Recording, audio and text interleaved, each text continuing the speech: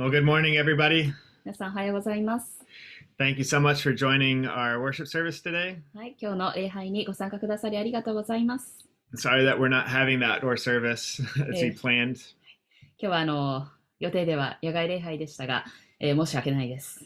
But hopefully we're able to, really gather and worship together this morning. 本当に今日皆さんと一緒に、このように礼拝が捧げられることを感謝いたします。So please join us as we start with some worship songs. それでは、賛美から始めていきます。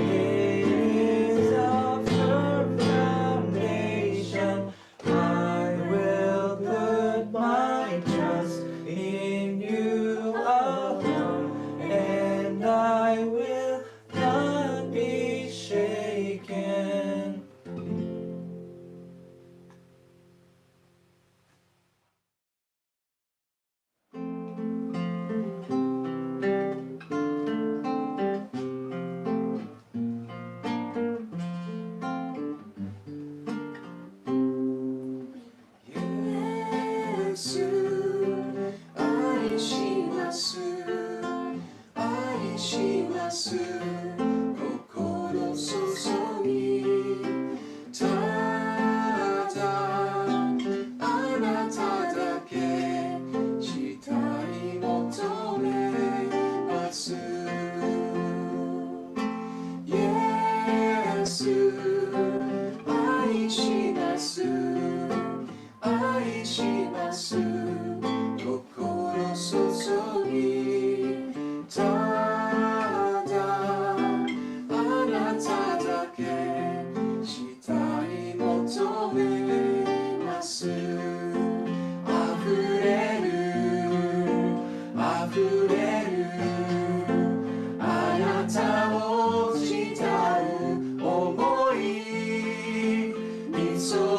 に引き寄せて主を慕い求めますイエス愛します愛します心注ぎただあなただけ慕い求めますイエス愛します愛します心注ぎただあなただけ慕い求めます溢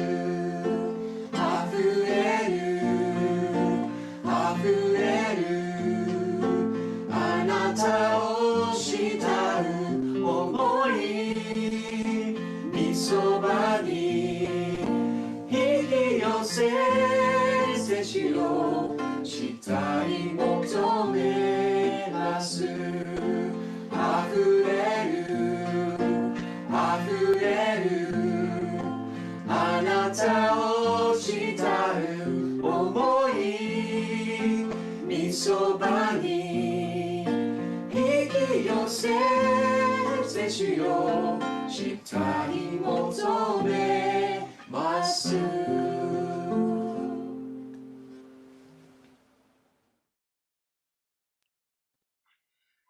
Well, good morning and welcome to Tokyo Life Church. 皆さんおはようございます。東京ライフチャーチのズーム礼拝にようこそお越しくださいました。Again, we're so glad that you're able to join us, even though we would love to see you in person. 本当は今日対面で行いたかったんですけれども、それでもこのように画面越しで皆さんと共に主を礼拝できることを感謝します。But even though we weren't able to meet in person today, we have some good news that there's more opportunities coming up soon. 今日は残念ながら対面ではできなかったですけれども、でも後ほどシェアいたします。少しいいニュースもございます。And if you're new with us today, we're especially happy that you're joining us. 今日初めて礼拝に参加された方、歓迎したいと思います。A little bit later in the chat, we'll have a link to a welcome card, which is a way for you to get to know us and for us to get to know you better. ウェルカムカードのご記入をぜひよろしくお願いいたします。チャットでもこのリンクは送ってあります。And at this time, we'll be thinking of our tithes and offerings. それでは献金の時間といたします。And there are two ways that you can give. One is through online giving or through a bank transfer. 銀行振込とオンライン献金の両方がございます。And this is a part of our worship as we give back to God what He has blessed us with. 神様が恵んでくださった中から主にお返しする行為です。And so please join me in prayer. それではお祈りします。Heavenly Father, God, we thank you for today. 今日ありがとうございます。And God, just as in life, we can't predict what happens from day to day. 毎日何が起こるのか私たちはコントロールすることはできません。So God, help us to continue to trust in you with what lies ahead in our lives. どうかだからこそ私たちがあなたに一歩一歩委ねて歩むことができるよう助けてください。God, may we continue to look to you as we seek to follow you in your ways. どうかあなたに従うことができますように、あなたの道に従うことができるよう助けてください。So God, now we want to think of our offerings as God, as this is a way for us to be a part of what you're doing around us. 主よ、あなたが私たちの周りで行っているその働きに参加する一つの方法としてこの献金があります。God may use these offerings to bring hope to many people. どうかこの捧げ物をあなたが用いて、どうかあなたにある誠の命が、また希望がもたらされていくことができるよう助けてください。God, we pray these things in your name. イエス様の名前によってお祈りします。Amen. We're going to have scripture reading now from James chapter 4. それでは、ヤコブの手紙4章からですね、聖書朗読をお願いしたいんですが、I'm hoping, Adeline, would you be able to read that? アデリンさん、大丈夫ですか？ What causes fights and quarrels among you? Don't they come from your desires that battle within you? You desire but do not have, so you kill. You covet, but you cannot get what you want, so you quarrel and fight. You do not have because you do not ask God. When you ask, you do not receive, because you ask with wrong motives, that you may spend what you get on your pleasures. You adulterous people, don't you know that friendship with the world means enmity against God? Therefore, anyone who chooses to be a friend of the world becomes an enemy of God. Or do you think Scripture says without reason that the jealousy longs for the Spirit he has caused to dwell in us? But he gives us more grace. That is why Scripture says God opposes the proud, but shows favor to the humble. Submit yourselves then to God. Resist the devil, and he will flee from you. Come near to God, and he will come near to you. Wash your hands, you sinners, and purify your hearts, you double-minded. Grieve, mourn, and wail. Change your laughter to mourning and your joy to gloom. Humble yourselves before the Lord, and he will lift you up.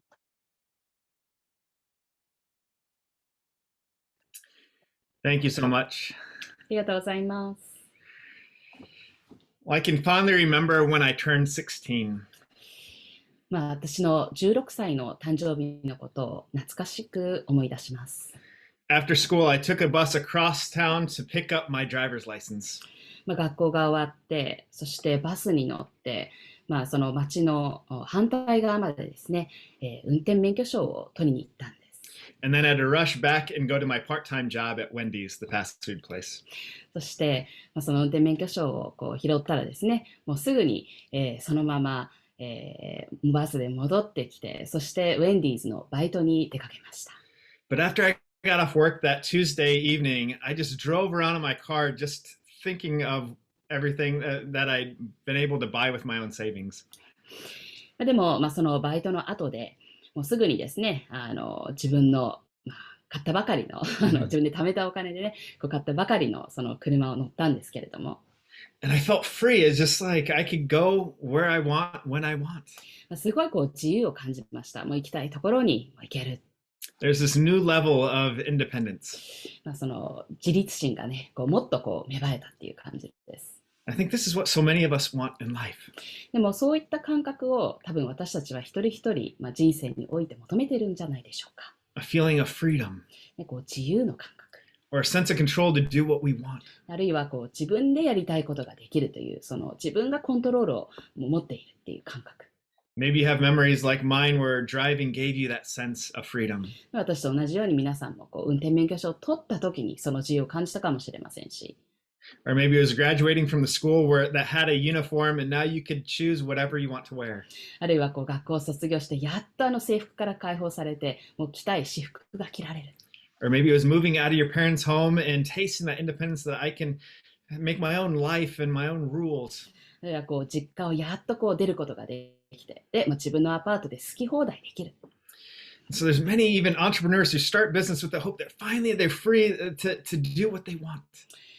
起業家の中にはですね、やはり自分のビジネスを始めることで、もうやっとやりたいことができる、リードできる、そんな風に感じるかもしれません。They're not held back by a boss or by a very constrictive corporation. 上司、あるいは窮屈な会社によってコントロールされる必要がないからです。Yet some of them aren't prepared for how difficult it is to lead your own company. しかし実際に自分のビジネスをやってみたときに、なんて未熟だったのか、なんて準備がなされてこなかったかということを思い知ることになるわけです。Or some dream of being the leader. あるいはリーダーになりたいと思っても、それの準備ができてないっていうこともあるんです。Then I'll have control or freedom. 自由が得られないとか、あとは自分で支配できないとか。But be careful what you wish for. でも、何を望むか、やっぱり注意した方がいいですね。I had strong aspirations to be a leader. 私は小さい頃から強いリーダーになるっていう強い憧れがありました。And at just 22 years old, I finally had the chance of being in charge. たった22歳でですね、私はリーダーになったんですけれども。While I was living in France, I was put in charge of a team of 5 other young missionaries. フランスで宣教師をしていたときに、5名の若いその他の宣教師のリーダーとしてそこに立たされました。And I was so excited for this opportunity. でもこの機会に対して私はすごくエキサイトしてたんです。But the reality was tougher and more stressful than I'd ever imagined. でも実際にやってみると、現実はもっと厳しい、自分が思ってたものとは違うものでした。This new role actually meant there's more work and more demands and more accountability. この新しい、リーダーとしての役割にはもっと労力を費やす必要がありましたし、要求も思ってたよりもずっと多いですし、また、説明責任を要することが多かったんです。So it wasn't that freedom and control that I had pictured of what happens when you're in charge. それは思い描いていた。リーダーになったら自由と、またコントロールが得られるなんていう想像とは、かけ離れた現実だったんです。And today we're continuing our series in the book of James. 今日はヤコブの手紙のシリーズを続けます。And James recognized that we all have desires and passions. ヤコブはこの手紙の中で人にはそれぞれ皆願望、欲望があったり、あるいは情熱があったりするということを認めています。We want to be free and to live. 自由になって、そして存分に生きたい、そんな願いを私たちは抱えているんです。But the path to true peace and to true freedom is different from what most people might tell us. しかしながら平和と自由への道っていうのは、私たちが普通に思い描く道とは違うということをヤコブは示しています。James starts by pointing out that we all have a problem. 私たち人間には皆問題があるということをまずヤコブは指摘します。He's very blunt and direct with his audience. 彼はですね、聞き手に対しても非常に率直な物言いをします。And sometimes to get people's attention, you have to shock them. でも人の注意を得たいと思うなら、ちょっとショック療法って必要ですね。And so he doesn't hold back with his words. だからこそ歯に衣着せない物言いをするんです。And he's not pointing out to one specific incident, but more of the overall attitude that was happening in that church. その教会の中で起きていたある特定の出来事に対して言ったっていうよりは、全体的に起きていた傾向について彼は語っているんです。He's been observing that there's jealousy and selfish ambition and anger. で、ヤコブは教会の中に嫉妬があったり、自己中心的な野望があったり、あるいは怒りがあるっていうことに気づいていました。You might expect that in a TV drama, but that shouldn't be the mark of a healthy church. そういったことっていうのはテレビのドラマの中ではよく見受けられる現象ですけれども、でもそれは健全な教会の、特徴ではありません。So what's going on here? じゃあこの教会の中で何が起こっているんでしょうか。 What's the cause of this dysfunction? この機能不全のこの原因っていうのは一体何なんでしょうか。 Our natural instinct is to shift the blame. 普通人間っていうのはですね、本能的に責められるとその責任を転嫁します。We rarely accept responsibility right away. はい、ごめんなさい、自分の責任でしたということにはなかなかならないんです。It's usually somebody else's fault of why something happened.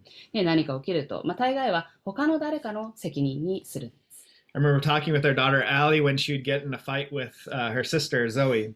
で、娘のアリーがですね、もう一人の娘のゾイと喧嘩しているときにちょっと話したことを思い出すんですが、She said, "She made me so angry."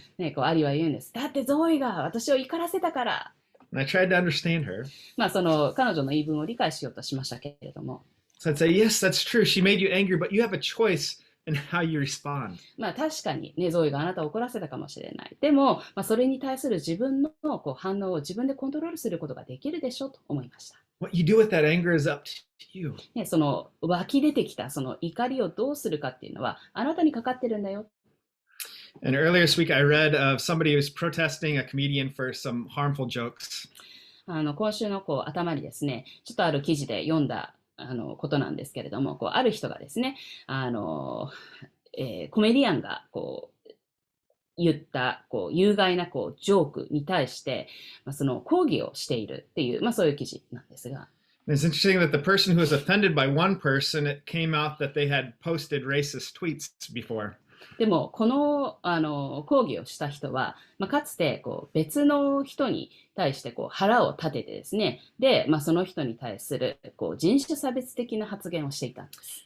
And her response was, that was a long time ago when I was on drugs. でもその人はこういうんですね。いや、あんな人種差別的発言をしたのは、その頃はドラッグしてたから。Okay, that's much better then. それは言い訳になるでしょうか。But it's so quick that we shift the blame. でも、本当に責任をそうやってすぐ転嫁しますね。ドラッグだからとか。And so James points us to this harsh reality. ね、この、現実を、ヤコブは突きつけます。Do you know why you have this conflict? Why you have this jealousy? Why you have this dissatisfaction? ね、あなたたち、なぜこんな争いがあるのか、嫉妬があるのか、あるいは不満を抱えているのか、わかりますか？ It's not an external problem, but an internal one. それは外的な問題ではなくて、自分たちの内側の問題なんだと彼は言うんです。And he writes that the source of our fights come from these desires that battle within us. で、彼はこう言いますね。こうした争いっていうもののその根源っていうのは自分たちの内側にあるんだ。私たちの体の中で戦う欲望があるからと言っています。And he's saying that we all have these deep desires and passions. で、私たちにはみんな欲望があったり、情熱があったりする。What do we do with them? でもそれをどうするか。In Buddhism, there's the Four Noble Truths, which are kind of the foundation of the belief. 仏教にはですね、主体と呼ばれる4つの真理という原則があります。Basically, life involves suffering, and suffering is caused by our desires. 人生にはその苦が伴っていると。で、その苦っていうのは欲望から来るんだ。So the solution is to rid ourselves of these desires by following the Eightfold Path. だから、その解決策として、その苦を、取り除く、ためにはどうすればいいかというと、八正道、8つの正しい道に従いなさいと教えてる。And so desires seem to be the problem that we need to discard and get rid of. ですから、その願望そのもの、欲望そのものが問題だから、それを取り除きましょうということですね。And other people might say joy and happiness is found when we give in to our desires. あるいは別の人はこんな風に言います。その喜びであるとか、また幸せっていうのは欲望通りに欲望の赴くままに生きた時に得られるものだ。To deny them is to be repressed. そういったものを否定するっていうことは、自分に真実じゃない、抑圧していることになる。So give in to your emotions, be free. だから、感情の赴くままに、動いて、そうして自由になりなさい。こんな立場の人もいます。And in a world without God, that might make sense. 神のいない、世界では、それは確かにそう言えるかもしれません。Live your life, do what you want. 自分の人生を、自分の思い通りに生きて。The German philosopher Nietzsche once coined this term slave morality. ドイツ人の哲学者であるニーチェはですね、奴隷道徳っていうことを言いましたが、And he's saying some of the ethics from the Bible or from society, it's from the perspective of the weak against the powerful. 聖書の中に書かれている、道徳っていうのは、弱者の立場から強者に対して書かれた倫理であるというふうに彼は言っています。And so it's kind of this evolutionary sense, the power, we need to break free from restrictive rules. 進化論的な意味ではですね、そうした規制ルールから逃れる、強者っていうのはそういった規制ルールから逃れるはずである。And if God is dead, then live how you want. だから神が死んだ神であるならば、自分で生きたいように生きなさいということです。But the Bible gives us a different perspective on these options. しかし、聖書は、こうした意見とは、全然違う、視点で、ものを見ているんですね。Our passions or desires are not inherently sinful and wrong. 私たち人間の持つ願望であるとか、望みっていうのは、決してそれが本質的に罪深いものであったり、あるいは誤りであるということではない。There's a verse that Paul warns us to not sin in our anger, implying that the emotion of anger is not always bad. パウロは別の箇所で、怒っても罪を起こすなというふうに言っているんですが、つまりその怒りっていう感情そのものが、罪ではない、悪くはないということですね。Sex is another thing that God created to be good, but obviously we can turn it to shame and guilt. セックスもそうです。神様が、いいことのために作られたものだけれども、でもそれがツイストされて、そして、それが恥の意識であるとか、罪悪感を生み出すものになってしまう。The real question is, what do we do with our desires? じゃあ、私たちはこの欲望をどうすればいいのでしょうか。それが自分たちに対して聞くべき、問いなんですね。Just freely give in to them? じゃあ、その欲望の赴くがままに生きるべきなのか。Or try to control them and channel them in healthy ways? あるいはそうしたものをコントロールして、でもっと健全的なやり方でそれを表すべきなのか。James shows us the outcome if we just freely follow our desires. ヤコブは、もし私たちがそうした願望に自由に従うなのか、従えばどうなるのか、その結果を示しています。And it's not a pretty picture. とても綺麗とは言えない、状況がそこにあるでしょう。Jealousy and envy never end with a peaceful end. 嫉妬や妬みっていうのは決して平安にはつながりません。We fight with others because we can't get what we want. そして自分が欲しいものが得られないから他と争いをするようになるんです。And the path to peace does not come through violence. その平和への道っていうのは決して暴力で、得られるものではありません。It just keeps that cycle of retribution going. 暴力を振るうならば、それはただの報復の応酬となってしまいます。You'll never experience peace when you measure your life against others, wishing you had their job or their body or their wealth or their relationships. もし私たちが他の人と比較して自分の人生を推し量るならば、決して平和を得られることはできません。あの人の仕事があれば、あの人のみたいな見かけ、スタイルがあれば、あの人のような富があれば、あの人が付き合ってるような人と交際できれば。Our desires even corrupt our prayers. 私たち自身のその願望っていうのは自分たちの祈りをも腐敗させてしまいます。James points out that some of us don't have because we don't even ask God. ヤコブは自分のものにならないのは求めないからだとも言っています。Also, we may not receive because we ask God with the wrong motives, because we're just wanting our own pleasures. あるいは求めても得られないのは悪い動機で求めるから、自分の快楽のために求めるからだともあります。If God answered all your prayers, who else beside yourself would benefit? 皆さんのその祈りに全て神様が答えたとしたならば、皆さん以外の他の誰にその利益が渡るでしょうか。God is not just this genie that wants to grant us all our wishes. 神様はジーニーのような存在ではありません。ただ単に私たちの欲望をすべて満たすという、そういうことはされないんです。He's a loving father who wants to care for us. 神様というのは私たち一人一人のことを大切に思ってくださる、父親です。He wants a relationship with us. 神様は私たちと一人一人と関係を持ちたいと思っているんです。Sometimes the most loving thing to do is to say no to us. 時として愛ある行動というのはノーということです。We're children. 私たちは父なる神様の子供なんです。I think of the scene in Home Alone 2 where the son is lost and ends up with his dad's credit card and goes to the Plaza Hotel. ホームアローン2を見たことがいる方はですね、子供がですよ、自分のお父さんのクレジットカードを持って、ニューヨークのプラザホテルに一人でいるわけなんですが、And he orders room service like a kid. もちろん彼は子供ですから、ルームサービスをオーダーしますね。He spends like 100,000 yen on ice cream, desserts, not steamed broccoli. で、彼は10万円も使ってアイスだとか、その他のデザートをオーダーするんです。決して健康的なブロッコリーを頼んだんじゃないんです。And that can be like our prayers. それも、これもね、私たちの祈りに似てるかなと思うんです。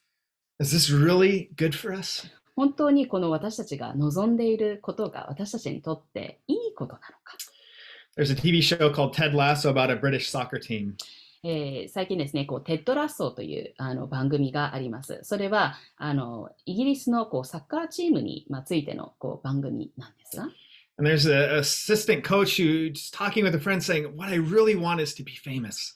で、その番組の中でアシスタントコーチがですね、自分の友達に言うんです。本当に自分が欲しいのは有名になることなんだ。What he really means is I want to be respected, or I want girls to notice me, or I don't want to be overlooked by everyone. 周りから尊敬されたいと思うし、こんな素敵な女の子とデートしてるんだって高ぶりたいし、また周りから見過ごされたくないんだ。This friend says, fame is the last thing that you want. You don't know what you're asking for. でも彼の友達はこんな風に言うんです。いやいや、そんな有名人になんかなりたくないよ。自分で何を求めているか君は分かってないんだ。What you're seeking will not be found in that. あなたが求めているものはその中にはない。著名になることにないんだよ。It's like we're searching in dead-end alleys or barren fields to find joy and peace. 喜びだとか平和を見つけ出すために、路地裏に行ったり、荒れた畑を探すようなものです。It's like if I have the right clothes or the right job or the right relationship, then I'll be whole. いい洋服を持って、いい仕事をして、素敵な交際相手と付き合えば、それであれば自分はもう完璧だと思う。それは間違いです。And so we use God to get what we want. ただ、そうした祈りっていうのは、神様を用いて、利用して自分の欲しいものを得てるだけです。God patiently waits for us to realize that what we really desire is God Himself, not what He can do or give to us. 本当に私たちに必要なのは、神様ご自身なんだ。神様ができる、してくださることでもなく、神様が与えてくださるものでもなく、神様ご自身なんだっていうのに気がつくまで神様は待っておられる。And this leads to the second problem. そして、このことは2つ目の問題に行き着きます。We want things both ways. 私たちは両方の方法を求めてるんです。We want our own freedom, but we might also want God. つまり、自分の自由、それを得たいっていう望みと、また神様も欲しいっていうその2つものを求めてるんです。So we want the blessings of what God can do for us, but not interfering in our lives too much. つまり、神様が与えてくださる祝福は欲しいけれども、でも神様に介入しすぎて欲しくない。Again, James doesn't hold back with his words. しかし、ヤコブはまた歯に着せぬ物言いをします。He tells us that we're adulterers. 彼はこう言うんですね。私たちは節操のない者たちだ。Isn't that a bit much? ちょっと言い過ぎじゃないですか？ I've never cheated on Mio in my entire life. 私はミオさんを裏切ったことないですけれども。But marriage is this common image that God uses throughout the Bible to describe his relationship with Israel or his relationship with the church. でも結婚っていうのは神様がご自身の民イスラエルに対して、あるいは教会に対して、築いているその関係を表すのに使われる、比喩です。And marriage is supposed to be this exclusive relationship. 結婚というのは、独占的関係ですよね。Saying yes to this one person means saying no to everybody else. この人にはいって言ったら、他の人にはノーという、そういう独占的な関係です。There might be some societies that have tried to experiment with open relationships or polygamy, but it never works out well. 社会によって、あるいは時代によってはですね、オープンな結婚が認められたり、あるいは一夫多妻がされたりとかいうことありましたけれども、でも、決してそうした結婚関係っていうのは、いいものに行き着かないです。Even in the Bible, every example is tragic. 聖書の中に出てくる一夫多妻だって、全てが悲劇に終わってるんです。Loyalty and faithfulness are core foundations for a healthy, loving marriage.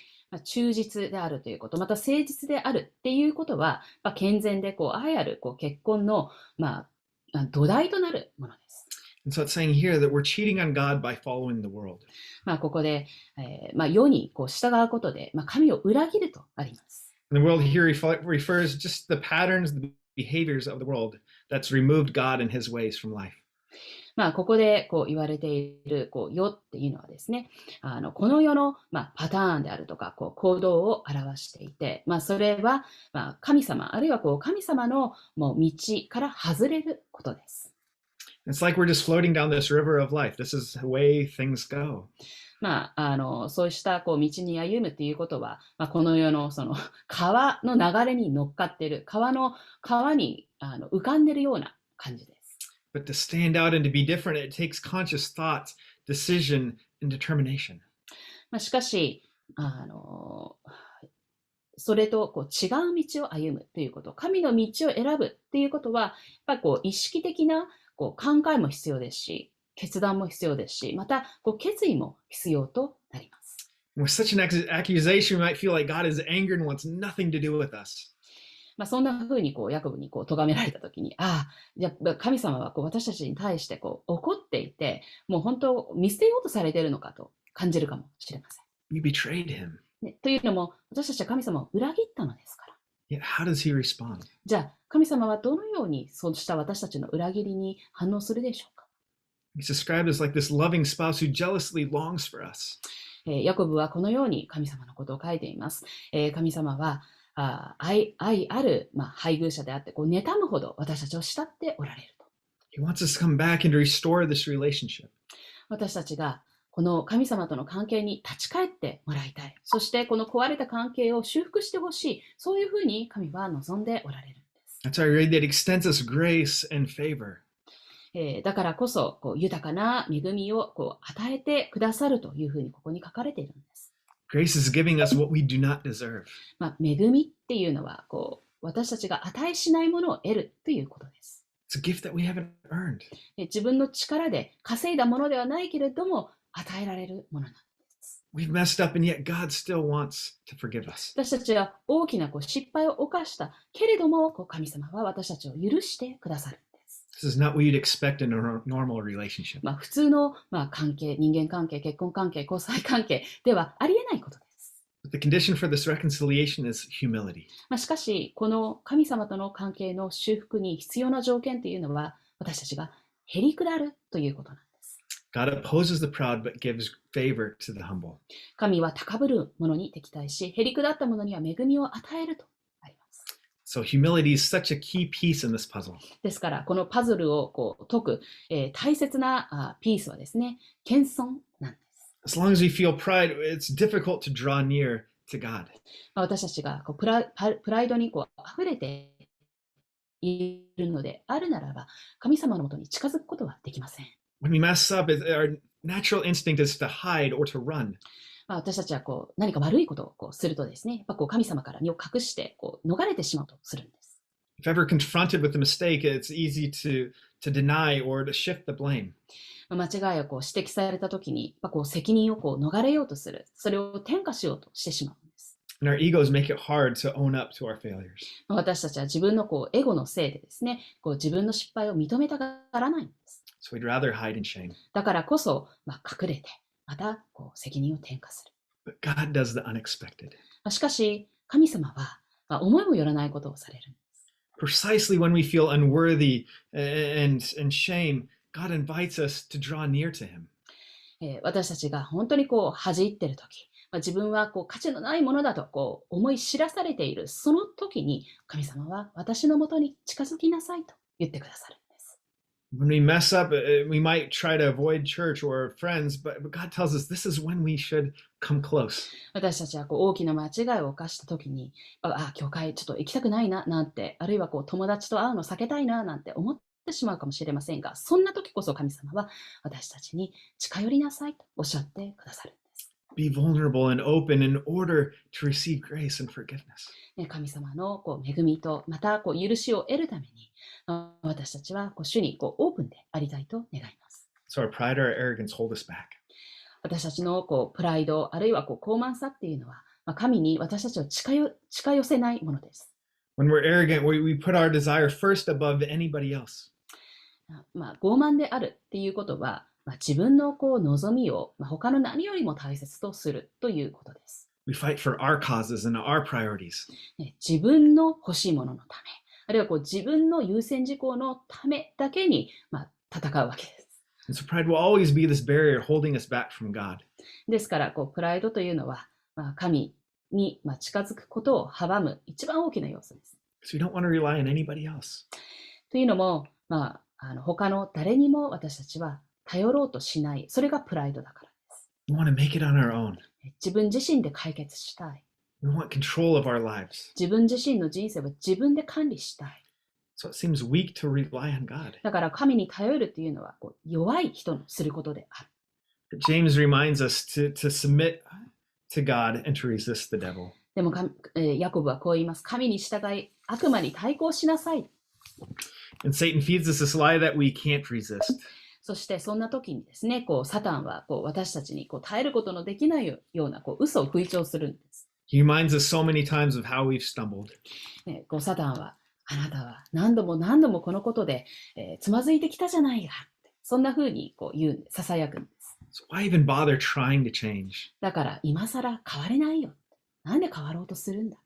But God is stronger than Satan. しかし、神様はサタンよりも力強いお方です。And change is possible. そして変化するっていうことは可能なんです。And just because we've messed up doesn't mean we have to keep that label on us that remains for the rest of our lives.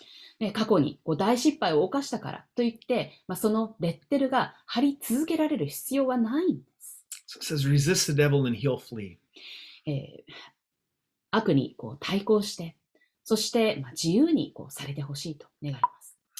And then it says, draw near to God and he will draw near to you. 神に近づきなさい。そうすれば神はあなた方に近づいてくださいます。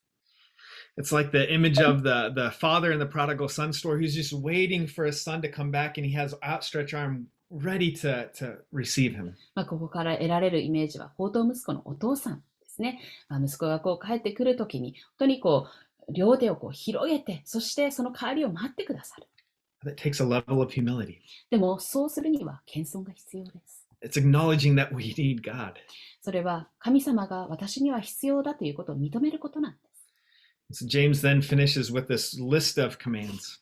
ヤコブは最後に、こうしなさいというその命令を、一連の命令を述べます。So if we're serious about experiencing this true peace and freedom, it's possible, but it won't be easy. もし、この誠の平和、そして自由を経験したいと思うならば、それは可能です。ただ、その道は簡単ではありません。Humility goes beyond just mere words. というのも、謙遜というのはただの言葉だけのものではないんですね。So he uses these graphic images to describe the humble response. ここで、じゃあ、その謙遜がどんなものなのか、ちょっと画を描いていますけれども、We're to wash our hands and purify our hearts and grieve and truly express our humility. 手を清める、また心を清める、そして悲しむというのがこの謙遜の表れです。It's not just some performance for God. それは神様の前である種のパフォーマンスをすることではありません。It's a desire to acknowledge our past sins and to follow him into this real freedom. 過去のその罪を認めて、そして誠の自由を求めて、神に従っていくことなんです。So humility is the unexpected key to real freedom and joy in life. ですから、謙遜こそが、誠の自由と、そして喜びを得るための予想だにしなかった鍵なんです。The path to true freedom and peace involves submitting to God. 真の自由と平和は神に従わずして得ることはできません。And the passage ends with these words, humble yourself before the Lord and he will lift you up. 最後にヤコブはこう言います。主の御前でへり下りなさい。そうすれば主があなた方を高く上げてくださいます。This is an ironic reality. ちょっと皮肉な現実ですが、Giving into our desires does not lead to more freedom and more peace. 自分の欲望のままに生きるのであるならば、決してそれは自由、また平和につながることはありません。Living our life just for ourselves does not offer deep satisfaction. ただ、自分のためだけに生きるということが、決して満足のいく人生にはつながらないということなんです。And we all have these cravings in our hearts. 私たちの内側にはいろんな願望があります。So we can try to fill them with fun experiences and possessions or relationships. 楽しいことをしたり、またいろんなものを所有したり、また素敵な交際相手を見つけることで、そうした欲望を満たそうとしますけれども。But they're not going to fill that hole. でも、そうした欲望は私たちの心の中に開いた穴を埋めることはできません。These cravings and desires should point us to God. こうした望み、願望というのは、それは神様に私たちを仕向けるためのものなんです。He's waiting for us to draw near. 神様は私たちが近寄るのを待っておられます。He's waiting for us to open up to him. 私たちが心を神に開くのを待っておられるんです。So draw near to him and he'll draw near to you. ですから皆さん、神様に心を近づけてください。そうすれば神様も皆様に近づいてください。And he offers us the real path to joy and satisfaction in life. 神様こそが誠の喜びと満たしを与えてくださる方なんです。Will you trust him? 皆さんはこの神に信頼しますか？ Will you follow him in his ways? 皆さんはこの神の道に従いますか？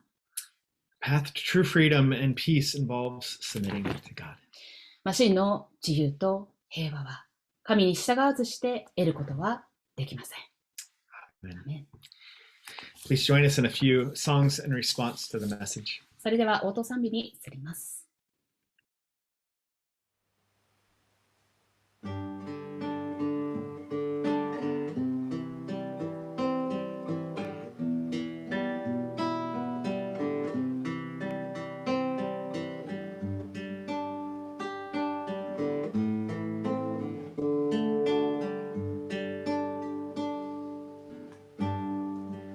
引き寄せていつまでも私を友と呼ぶ声聞かせて求めますあなただけかけがえのない温かな腕にもう一度戻らせて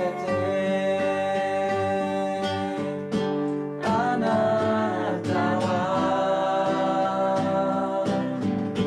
私のすべて答えてそばにいると Draw me close to you Never let me go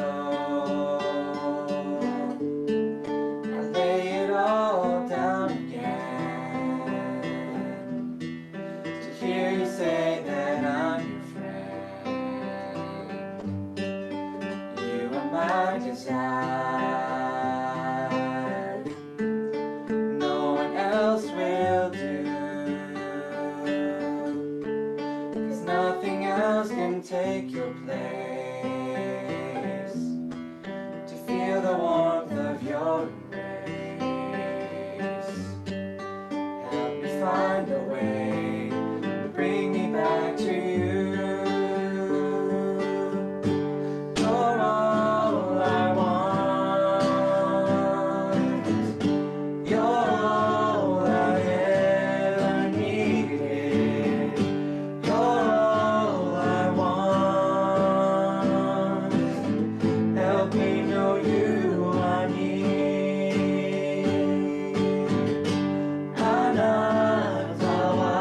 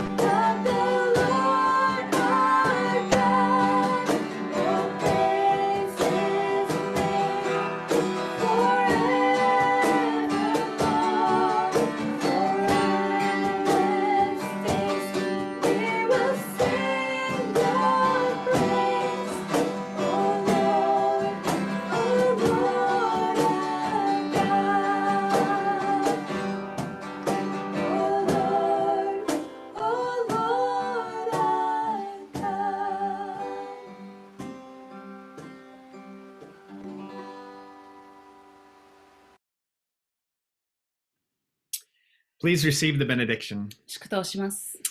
Submit yourselves therefore to God. Resist the devil and he will flee from you. Draw near to God and he will draw near to you. ですから、神に従い、悪魔に対抗しなさい。そうすれば、悪魔はあなた方から逃げ去ります。神に近づきなさい。そうすれば、神はあなた方に近づいてくださいます。Amen. アメン。Just have a few final announcements for you today. それでは報告がいくつかございます。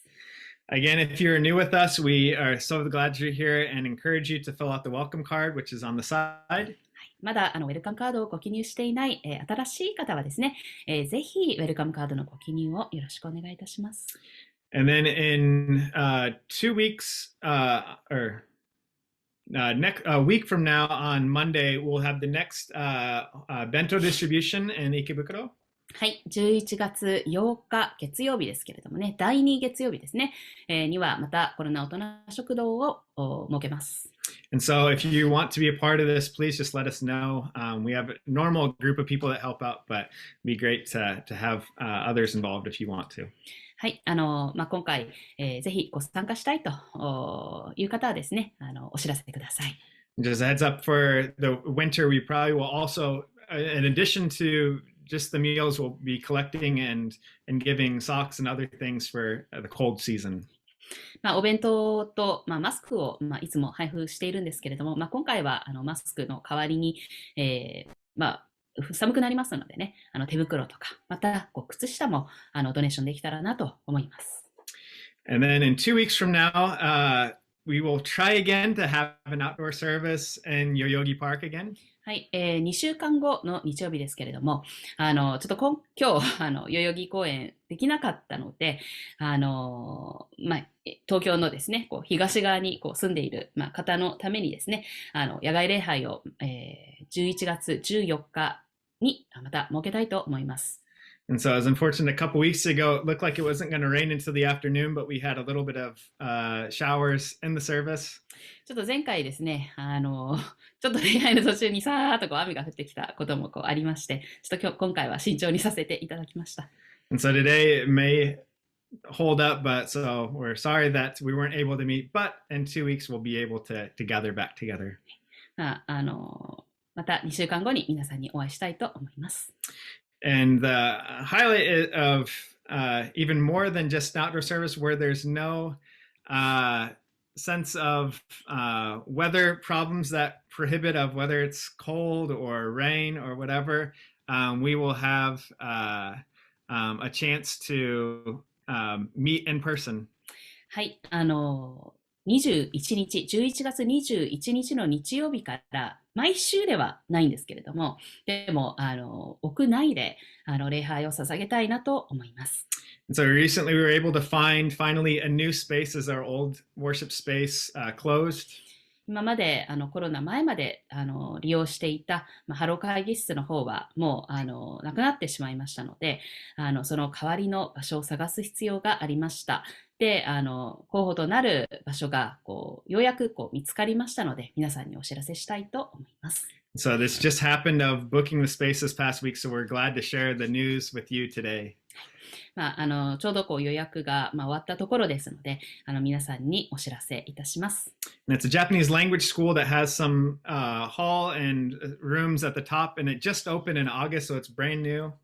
これは日本語学校の建物の中で、ちょうど8月にオープンしたばかりなんですけれども、本当にもうとっても綺麗な場所です。で、その学校が普段使っていないところを貸し出ししてるんですね。So plenty of room for us to social distance and safely gather together. はい、このホールの写真ですけれども、十分大きいので、みんなでソーシャルディスタンスをとって礼拝できるかと思います。And even we'll have a room for the children's ministry to be able to space out. 別の会にはなるんですけれども、子供のミニストリー、ライフキッズ用のお部屋もございます。And then across the street is a new park that is big and spacious, so we can enjoy time after the service and life groups or whatever there. で、そこからこう1ブロック、道を渡って1ブロックのところに大きい公園があるんですね。池山パークと呼ばれるこう新しい公園ですが、礼拝の後でもこう皆さんライフグループとかでこちらの公園に行って交わりを続けることができます。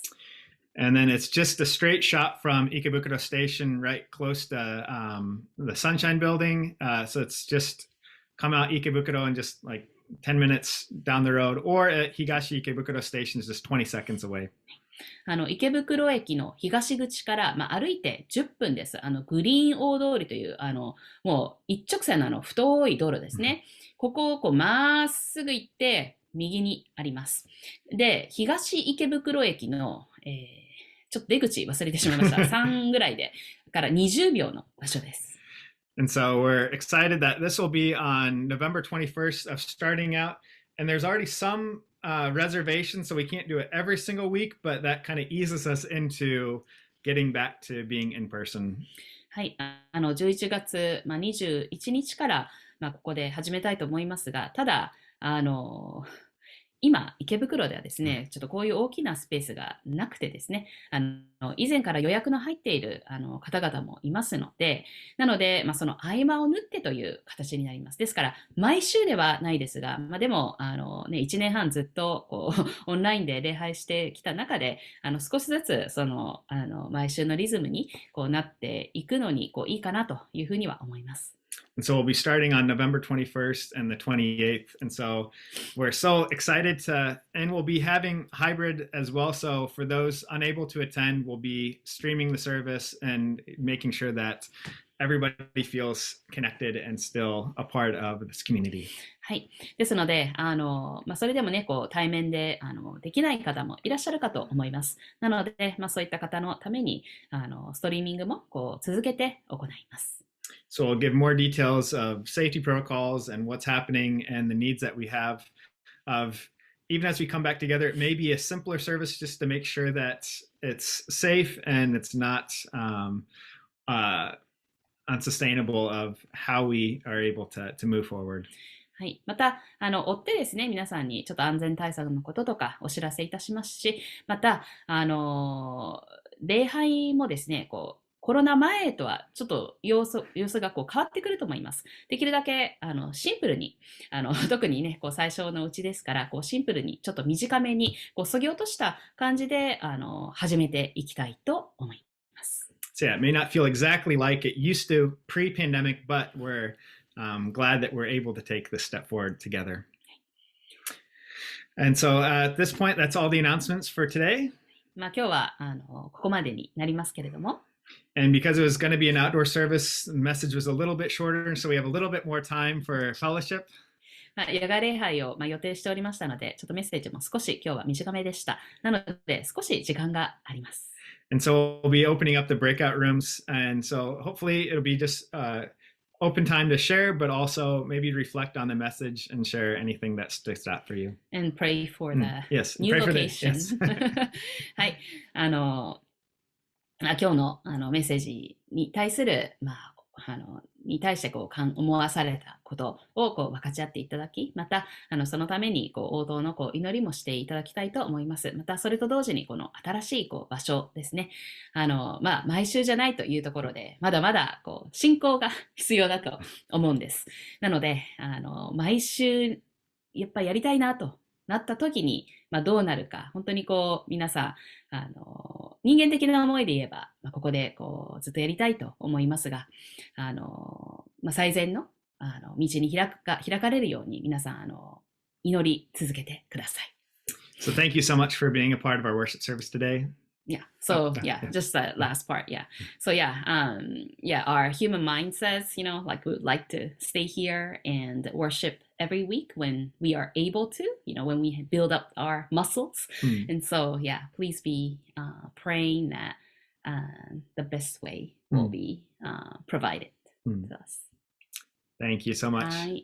So now we'll have our breakout rooms. Okay.